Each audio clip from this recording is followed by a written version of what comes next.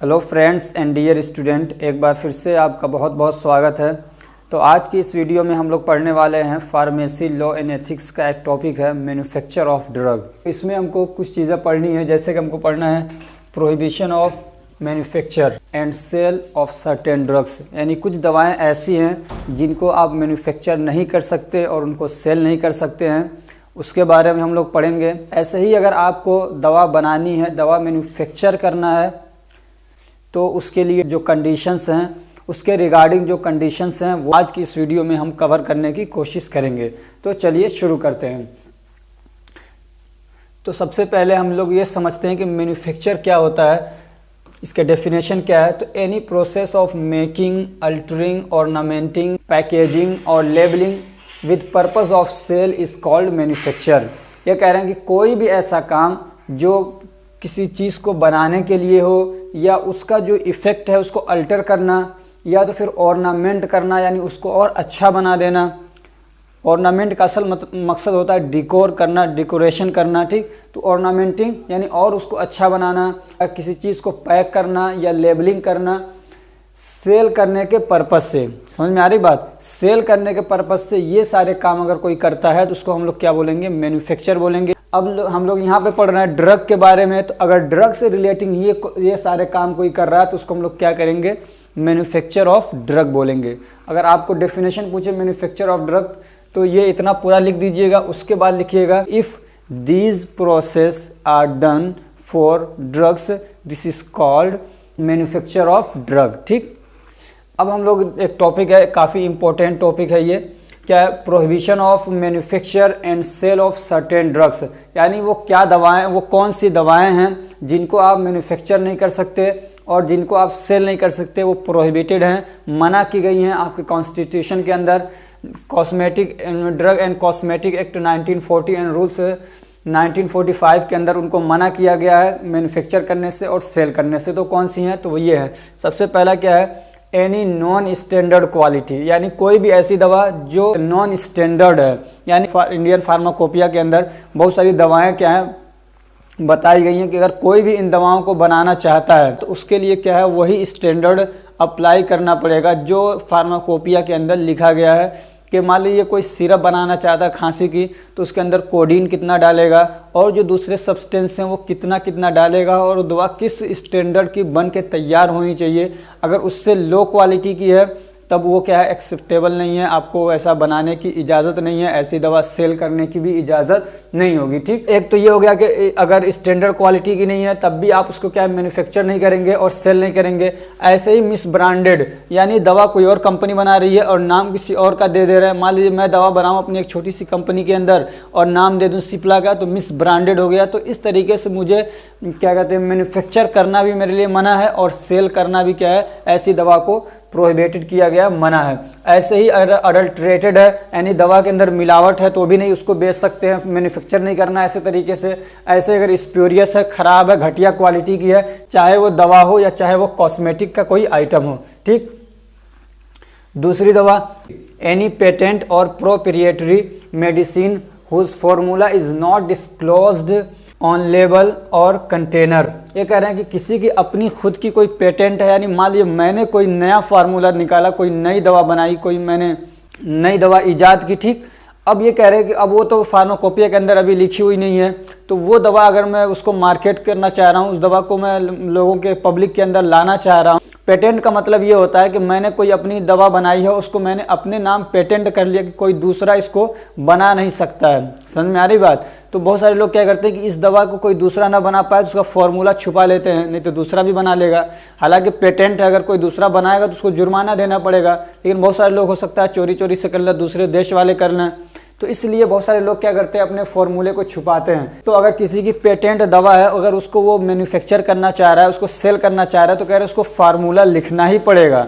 बिना फार्मूला लिखे आप उस दवा को मैन्युफैक्चर नहीं करेंगे, ठीक। तीसरा क्या है? Any drug which claim to prevent और क्योर और decrease the disease specified in schedule J. वो दवाएं जो ये दावा करती हैं कि वो क्या है? शेड्यूल जे के अंदर बताई गई बीमारियों को ठीक कर सकती हैं या उसको कम कर सकती हैं, तो तो ऐसी दवाओं को भी आप क्या है मैन्युफैक्चर नहीं कर सकते हैं, सेल नहीं कर सकते हैं, क्योंकि इसके नाम पे लोग क्या है बहुत ज़्यादा पैसा खाली कमाने की कोशिश करेंगे।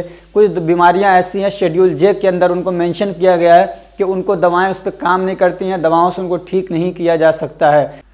अब चौथा क्या है, तो any cosmetic containing any unsafe और हार्मफुल इंग्रेडिएंट, या कोई कॉस्मेटिक ऐसा है जिसके अंदर कोई अनसेफ यानी जो सेफ नहीं है या जो हार्मफुल है यानी स्किन को डैमेज कर सकता है, किसी भी तरीके से हार्मफुल है अगर, तो उसको भी क्या है मैन्युफैक्चर करना प्रोहिबिटेड है, सेल भी नहीं कर सकते हैं।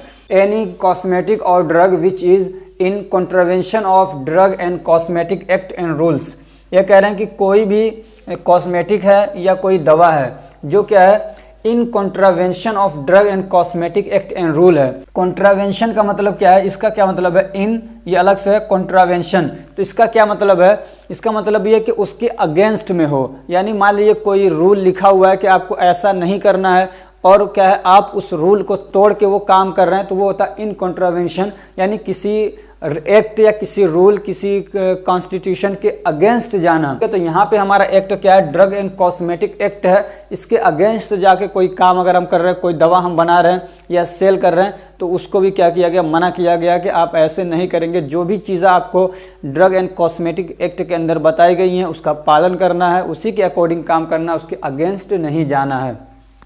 और क्या है 6 नंबर पे, any drug and cosmetic which has been imported और manufacture in contravention of act और रूल्स और in contravention of conditions of a licence, और कोई भी दवा या cosmetic which has been imported और मैन्युफैक्चर, जिसको कि इम्पोर्ट किया गया है यानी बाहर से मंगाया गया है या मैन्युफैक्चर किया गया है इन कॉन्ट्रावेंशन ऑफ एक्ट और रूल्स, यानी ड्रग एंड कॉस्मेटिक रूल के अगेंस्ट जाके किया गया है, तो उसको भी क्या है प्रोहिबिटेड है, ठीक। और in contravention of the conditions of a licence, या लाइसेंस बनवाने के लिए जो कंडीशंस बताई गई हैं वो कंडीशंस फॉलो नहीं किए गए, मान लीजिए लाइसेंस नहीं बनवाया या लाइसेंस उसका एक्सपायर हो गया था, उसका रिन्यूअल नहीं कराया, तो ये सारी चीज़ें क्या है एक तरीके से रूल के अगेंस्ट जाना है, एक्ट के अगेंस्ट जाना है। तो इस तरीके से जो भी काम किया गया वो काम किया जाएगा वो सब क्या है प्रोहिबिटेड है, उस पर आदमी को पेनाल्टी वगैरह देनी पड़ सकती है, हो सकता है जेल भी हो जाए, ठीक है। अब एक बहुत ही मेन टॉपिक है, इसको ध्यान से पढ़िएगा, वो क्या है, conditions for grant of licence and conditions of licence for manufacture of drug, यानी अगर आपको मैन्युफैक्चर करना है ड्रग, उसके लिए लाइसेंस लेना है तो उसके लिए क्या क्या कंडीशंस हैं। एक तो ये कि मेरे अंदर क्या एबिलिटी होना चाहिए, दूसरे मैं जहाँ पे दवा बनाने जा रहा हूँ वहाँ पे क्या क्या फैसिलिटीज़ होनी चाहिए, ये दोनों चीज़ें इसके अंदर आएंगी, ठीक है। अगर मेरे अंदर वो एबिलिटी नहीं है तो मैं कोई एक ऐसा बंदा अपने पास रखूँ जिसके अंदर क्या है वो एबिलिटीज़ होनी चाहिए, उसने वो डिग्री ले रखी हो, तब हमको लाइसेंस इशू होगा। तो वही सारी चीज़ें इस टॉपिक के अंदर हम लोग पढ़ने वाले हैं। थोड़ा ये बड़ा ज़रूर है लेकिन बहुत आसान है, आसानी से आप इसको 2-3 बार पढ़ के अपने माइंड में इसको याद रख सकते हैं। इसको ये बड़ा इसलिए है कि हमारा जो कॉन्स्टिट्यूशन है उसके अंदर ये ऐसे ही लिखा हुआ है, तो इसको आपको ऐसे ही पढ़ना पड़ेगा, ठीक है। थोड़ा बहुत हम लोग इसमें आगे पीछे कर सकते हैं। चलिए अब इसको हम लोग पढ़ते हैं। तो schedule C and schedule C1, और इसके अंदर आप शेड्यूल X भी लगा सकते हैं, या तो फिर आप डायरेक्ट इसमें आप कर दीजिए, इसको इतना पूरा हटा दीजिए और यहाँ से करिए the drugs are manufactured under a licence. समझ में आ रही बात? या तो आप शेड्यूल C, शेड्यूल C1 और शेड्यूल X कर लीजिए, या तो फिर डायरेक्टली आप ऐसे कर सकते हैं the drugs are manufactured under a licence obtained from the licensing authority after paying the prescribed fee. ये कह रहे हैं कि आपको लाइसेंस लेना है तो आपको क्या है, जो लाइसेंस देने वाली अथॉरिटीज़ हैं उनके पास जाना पड़ेगा, ठीक है। हर स्टेट के अंदर वो होती हैं। आप उनसे जाके कांटेक्ट करेंगे और कहेंगे कि मुझे लाइसेंस लेना है, तो फॉर्म वगैरह भरेंगे, पैसा देंगे, फीस देंगे। उसके बाद भी अभी बहुत सारी कंडीशन आपको पूरी करनी पड़ेगी। वो क्या है आप उसमें देखते हैं अब हम लोग।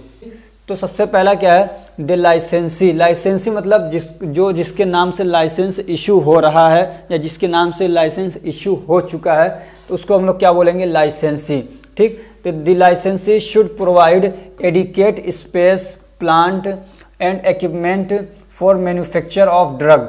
ये कह रहे हैं कि जो लाइसेंसी है, जिसने लाइसेंस अपने नाम से इशू कराया है, ठीक। अब इसको समझ लीजिए, बार बार हम इसका मतलब नहीं बताएंगे, ठीक।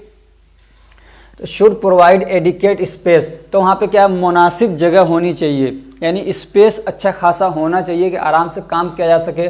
और प्लांट भी क्या है उसका मुनासिब होना चाहिए। और जो इक्विपमेंट्स की ज़रूरत पड़ती है दवा बनाने के लिए वो सारी चीज़ें क्या है ठीक ठाक होनी चाहिए। ये नहीं कि पुरानी दुरानी कहीं से उठा के ला के रख दी सिर्फ दिखाने के लिए, तो ऐसा नहीं होना चाहिए, बिल्कुल सही होना चाहिए। ठीक, और क्या है एंड लाइसेंस प्रीमिसेस, यहाँ पे एस लगा लीजिए, should comply with the requirements of good manufacturing practice specified in schedule M. तो जो लाइसेंस प्रीमिसेस है यानी कंपनी है कोई, तो उसमें एक ही चीज़ नहीं है कि सिर्फ एक कारखाना हो गया, बल्कि उसमें आपका मतलब कुछ खाली जगह भी होगी। ऐसे ही जहाँ पे प्लांट वगैरह वो भी होगा। ऐसे ही टेस्ट करने के लिए एक अलग सेपरेट आप जगह बनाते हैं टेस्टिंग के लिए, तो वो भी आपके रहने खाने के लिए जो भी जगह है, तो ये पूरा जो है ना ये क्या है प्रीमिसेस है। समझ में आ रही बात, ये क्या आपका प्रीमिसेस है, तो इसको हम लोग कहेंगे लाइसेंस प्रीमिसेस, जिसके लिए आपने लाइसेंस लिया है। ठीक, तो अब ये क्या है इसमें and licence premises should comply with the requirements of good manufacturing practice. तो कह रहे हैं कि आपका जो प्रीमिसेस है, ये जो कैंपस है, वो सारी शर्तों को पूरा कर रहा हो, यानी सारी चीज़ें उसके अंदर मौजूद हों जो गुड मैन्युफैक्चरिंग प्रैक्टिस के अंदर बताया गया है। यानी जो शेड्यूल एम है उसके अंदर बहुत सारे रूल और रेगुलेशन बताए गए हैं कि एक क्या प्रीमिसेस के लिए एक प्लांट जहाँ पे है, जहाँ पे दवा बन रही है, क्या क्या चीज़ें होनी चाहिए, वो सब क्या है उसके अंदर पाया जाना चाहिए उस प्रीमिसेस के अंदर। अब ये शेड्यूल एम क्या है, इसको अभी हम लोगों ने डिटेल से पढ़ा नहीं है, आगे हम लोग जब शेड्यूल की स्टडी करेंगे तो वहाँ पढ़ेंगे। कुछ चीज़ें आपको यहाँ पे बहुत सारी चीज़ें मिल जाएंगी इसके अंदर वाली जो आपको पढ़ना है। तो और क्या है separate laboratories and utensil should be provided for culture and manipulation of spore bearing pathogenic micro organism which should not be used for other purpose. ऐसे कह रहे हैं कि जो लेबोरेटरीज हैं और जो यूटेंसिल हैं, लेबोरेटरीज आप जानते हैं, लेबोरेटरी जिसमें आप जाके कोई टेस्टिंग करते हैं, एनालिसिस करते हैं, जो भी है लेबोरेटरी है। और यूटेंसिल क्या होता है, ये समझ लिए, इस यूटेंसिल का मतलब होता है कोई बर्तन, तो वो चीज़ या वो ड्रम या वो जगह जिसके अंदर आप कोई चीज़ रख रहे हैं। ठीक, तो यहाँ पे बात किसकी चल रही है, तो यहाँ पे बात चल रही है spore bearing pathogenic micro organism, यानी ये समझिए कि वो माइक्रो ऑर्गेनिज्म जिनसे आप क्या रिप्रोडक्शन करवाने वाले हैं। इसकी ज़रूरत पड़ती है, जैसे कि मान लीजिए आपको वैक्सीन बनाना है, तो एक कोरोना वायरस लेंगे, उसी को आप क्या करेंगे बहुत बड़ी तादाद में क्या पैदा करवाएंगे, फिर उन्हीं से क्या आपको वैक्सीन बनाना रहता है। तो वही मतलब है स्पोर बियरिंग, यानी जिनसे आप रिप्रोडक्शन करवा सकते हैं। ऐसे आपके पास में क्या है माइक्रो ऑर्गेनिज्म है, तो उनको आप तो एक तो सेपरेट रखेंगे और ऐसे बर्तन वगैरह उनके लिए यूज़ करेंगे जिसको आप दूसरे काम के लिए यूज़ नहीं कर रहे हैं। The licensee should provide adequate arrangement for testing and strength and quality of drug in the licensed premises. ये कह रहे हैं कि जो लाइसेंसी है उसको क्या करना है, तो उसको प्रोवाइड करना है एडिकेट अरेंजमेंट, यानी जो ज़रूरी चीज़ें हैं वो क्या है उसको प्रोवाइड करना है। किस काम के लिए, यानी जो भी मशीन वगैरह की ज़रूरत पड़ रही है, किस काम के लिए, फॉर टेस्टिंग द स्ट्रेंथ, यानी दवा को अगर टेस्ट करना है, मान लीजिए ड्रग इंस्पेक्टर आया आपके प्रीमिसेस के अंदर और दवा को चेक करना चाह रहा है, तो आप वो अपना सारा औजार लेके थोड़ी आएगा। तो आपको जितने भी दवा बनाने वाली कंपनी होती हैं उनको ये सारी चीज़ें रखनी पड़ती हैं कि कोई भी कभी भी आके चेक कर सकता है। तो दवा को क्या टेस्ट करने के लिए कि कितना उसका स्ट्रेंथ है, कितनी mg की है, उसकी क्वालिटी क्या है, तो ये सारी चीज़ें आपको क्या है लाइसेंस प्रीमिसेस के अंदर रखना है। यानी आपका जो कैंपस है जहाँ दवा बन रहा है उसी के अंदर एक छोटा सा अपना डिपार्टमेंट बनाते हैं उसके लिए टेस्टिंग के लिए। तो वहाँ पे सारी चीज़ें जो अरेंजमेंट है उसकी जो ज़रूरी चीज़ें हैं वो रखने की ज़रूरत है आपको टेस्टिंग के लिए। And the testing unit should be separate from the manufacturing unit, और जो मैन्युफैक्चरिंग यूनिट है उससे आपका जो ये टेस्टिंग यूनिट है वो अलग होना चाहिए। मान लीजिए एक पूरा कैंपस है, तो यहाँ पे आपकी मैन्युफैक्चरिंग हो रही है, तो आपका ये जो टेस्टिंग वाला है वो इसी में नहीं कि इसी में बना दें, नहीं, उसको थोड़ा सा अलग बनाना आपको। ठीक, उसको आपको क्या करना है, टेस्टिंग यूनिट यानी टेस्ट करने वाला जो कमरा है, जो रूम है, वो अलग होना चाहिए। With an independent head who should possess a degree in medicine or science or pharmaceutical chemistry and should have experience in testing of drug considered adequate by the licensing authority। और ये जो testing unit है उसके अंदर एक ऐसा बंदा होना चाहिए, एक ऐसा हेड होना चाहिए, एक ऐसा आदमी होना चाहिए जिसके पास क्या हो डिग्री हो, यानी उसने क्या ग्रेजुएशन कर रखा हो जिसके पास क्या हो, एक डिग्री हो यानी ग्रेजुएशन की डिग्री हो, किसमें मेडिसिन में उसने ग्रेजुएशन किया हो या साइंस में किया हो, ठीक, या तो क्या फार्मास्यूटिकल केमिस्ट्री में उसने ग्रेजुएशन किया हो, एंड शुड हैव एक्सपीरियंस, और उसके पास इतना एक्सपीरियंस भी हो कि वो ड्रग की टेस्टिंग कर सकता हो। अब कितना एक्सपीरियंस है, चाहे वो अब 1 साल हो 2 साल हो, जितने पे जो लाइसेंस प्रोवाइड करने वाली अथॉरिटी है जिसको वो मान लेती है कि मान लीजिए कोई बंदा ऐसा होता है जो 5 महीने में किसी चीज़ को एक्वायर कर लेता है, बहुत अच्छे से सीख लेता है, कोई बंदा ऐसा होता है जो 5 साल में नहीं सीख सकता है। तो ये कह रहे हैं कि जो लाइसेंस प्रोवाइड करने वाली अथॉरिटी है वो उसके लिए जितना मुनासिब समझती है, अगर उसके लिए 5 महीने में राज़ी हो जाती है, तैयार हो जाती है, तो उसके लिए क्या है, वो आदमी मुनासिब हो, उसके लिए वहाँ पे वो रह सकता है, ठीक। और क्या है, the drug should be manufactured under the direction and supervision of technical staff, one of home should be either.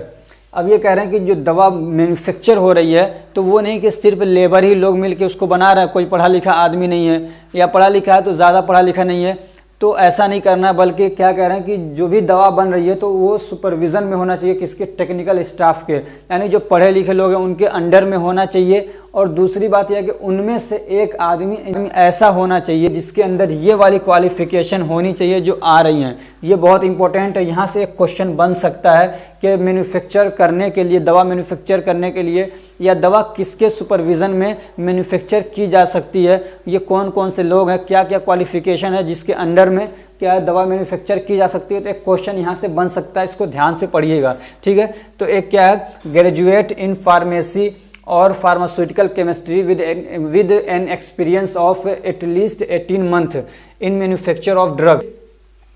तो कोई आदमी है, कोई भी स्टूडेंट है, कोई भी शख्स है जिसने क्या ग्रेजुएट कर रखा है किसमें, फार्मेसी में या फार्मास्यूटिकल केमिस्ट्री के अंदर। समझ में आ रही है, यानी ये समझिए किसी ने बी फार्मा कर रखा है, अगर समझ में आ रहा है, अगर किसी ने बी फार्मा कर रखा है तो वो फार्मेसी में हो गया। ऐसे अगर किसी ने किसी भी तरीके से अगर किसी ने फार्मास्यूटिकल केमिस्ट्री से अगर ग्रेजुएशन कर रखा, ग्रेजुएशन की डिग्री उसके पास है और उसको 18 महीने की क्या है प्रैक्टिस है, एक्सपीरियंस है किसी दवा बनाने वाली कंपनी के अंदर, तो वो क्या है, एक आदमी हो सकता है जिसके सुपरविज़न में काम किया जा सकता है, ठीक। तो एक आदमी ये हो गया।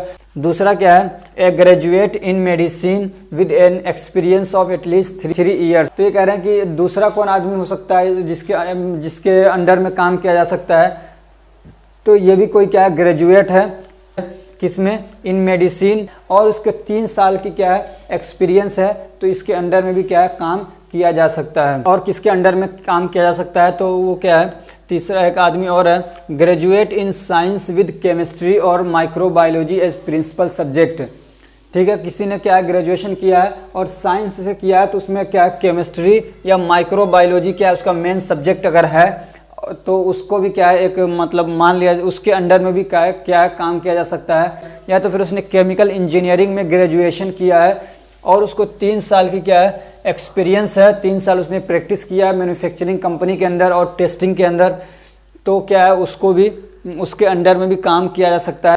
और क्या है, या तो कोई ऐसा बंदा है कि होल्ड एनी फॉरेन क्वालिफिकेशन, या कोई आदमी इंडिया के अंदर तो ग्रेजुएशन वगैरह कुछ नहीं किया है लेकिन बाहर से कोई उसके पास ऐसा क्वालिफिकेशन है, कोई ऐसी पढ़ाई कर रखी है जिसको क्या है बराबर माना जाता है किसके, जिसको ए बी और सी में बताया ना, जैसे उसने फार्मेसी में कर रखा हो, मेडिसिन में कर रखा हो, तो ए बी सी जो कंडीशन बताई गई है उसके बराबर अगर माना जा रहा है उसको इंडिया के अंदर। और कौन मानेगा, तो जो अपनी लाइसेंस प्रोवाइड करने वाली अथॉरिटीज़ हैं वो अगर उसको उसके बराबर मान लेते हैं तो फिर क्या है उसके अंडर में भी काम किया जा सकता है, उसके लाइसेंस को भी क्या उस आदमी को भी लाइसेंस लेने के लिए लगाया जा सकता है।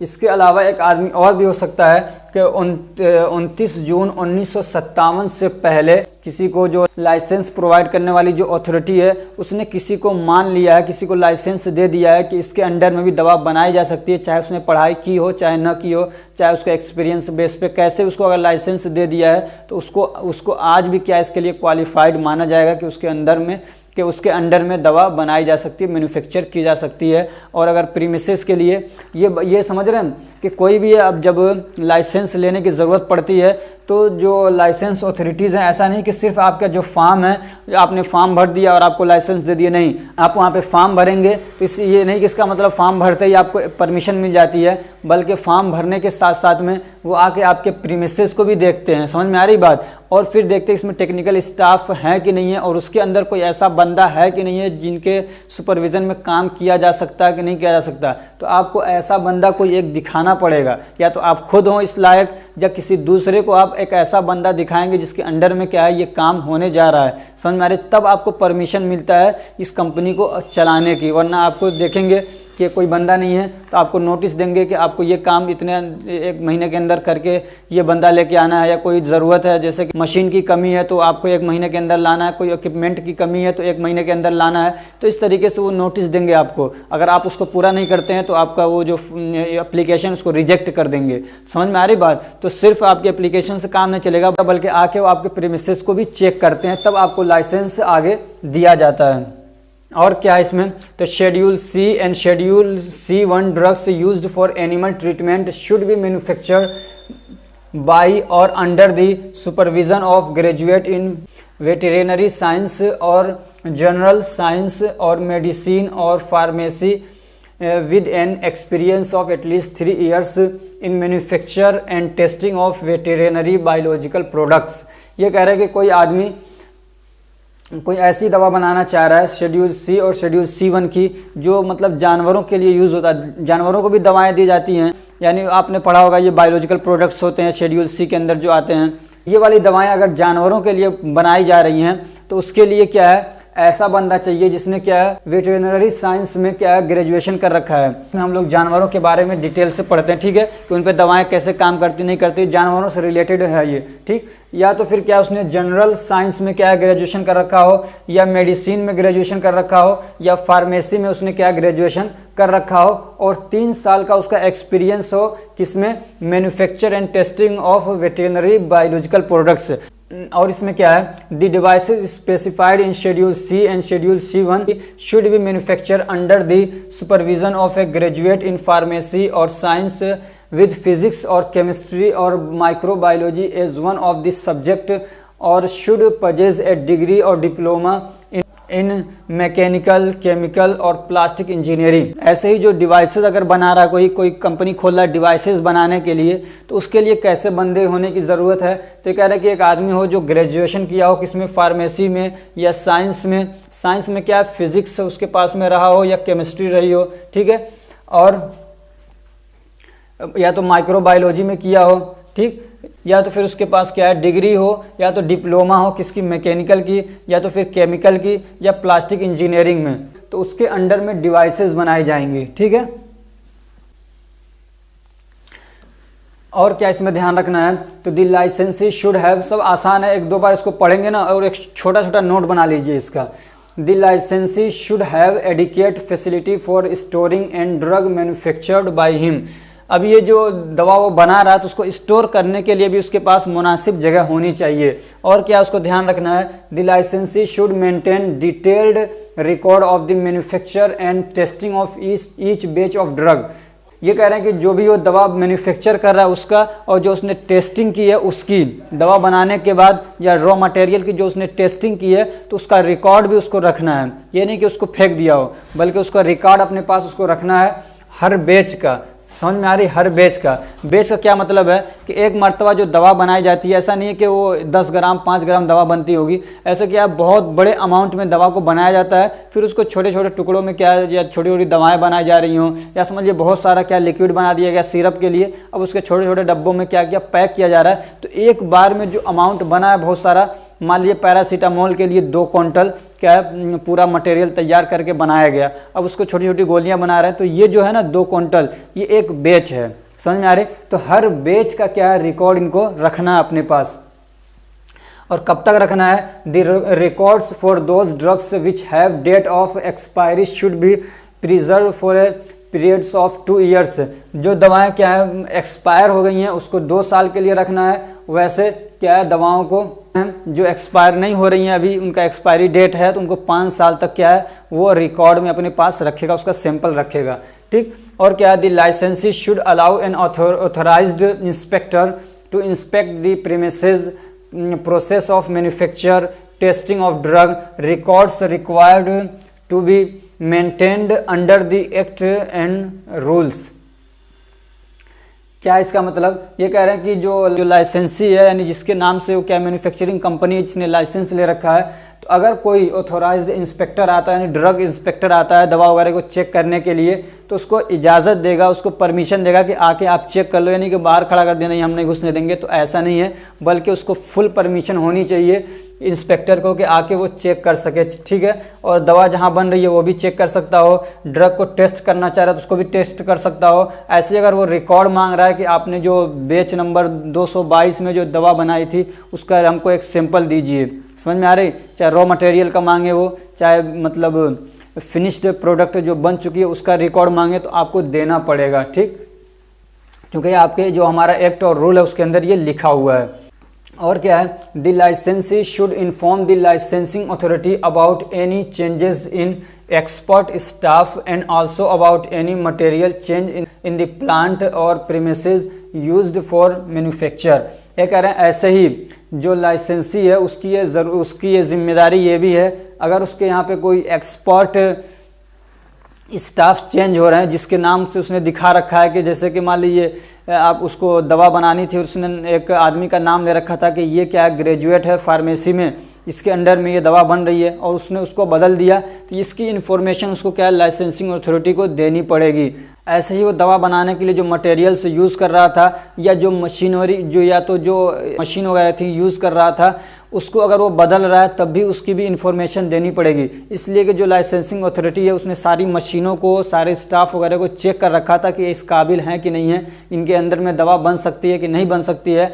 अब अगर उसको चेंज कर रहा है तो उनको फिर से दोबारा चेक करने की ज़रूरत पड़ेगी कि जो नई मशीन लाई जा रही है क्या इस लायक है कि इससे दवा सही से बन सकती है, नहीं बन सकती है, गुड मैन्युफैक्चरिंग प्रैक्टिस हो सकती है, नहीं हो सकती है। ऐसे नया बंदा स्टाफ के तौर पे लाया जा रहा है तो क्या उसके अंडर में दवाएं बनाई जा सकती है या नहीं बनाई जा सकती, उसके पास एक्सपीरियंस है नहीं है, तो इसलिए क्या है इसकी जिम्मेदारी है लाइसेंसी की कि वो जाके इन्फॉर्म करे। अब उनकी जिम्मेदारी है वो आके चेक करें ना करें, ये उनकी जिम्मेदारी है। क्या ध्यान रखना है लाइसेंसी को, तो ये क्या कह रहा है कि लाइसेंसिंग अथॉरिटी मान लीजिए अगर चेक करने के लिए आ रहे हैं वो लोग, लाइसेंस प्रोवाइड करने वाले जो अथॉरिटीज़ हैं, तो उनको अगर वो कुछ सैंपल मांगते हैं किसी भी बैच से, तो इसकी ये जिम्मेदारी है कि उसका सैंपल देगा जोन से वो मतलब उससे बैच से मांगेंगे और डिमांड करते हैं वो, ठीक।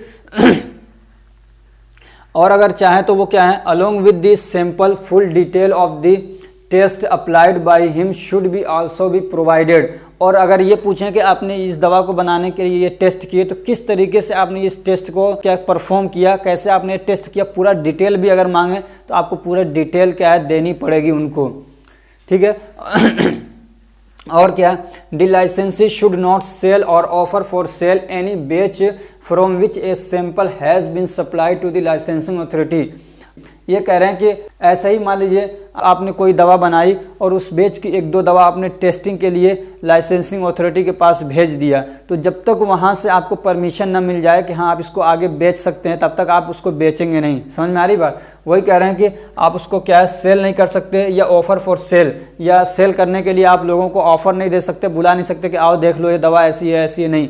जब तक कि आपको वहाँ से परमिशन न मिल जाए कि हाँ आप इसको आगे सेल कर सकते हैं, मार्केटिंग कर सकते हैं, तब तक आप इसको क्या करेंगे, सेल नहीं करेंगे।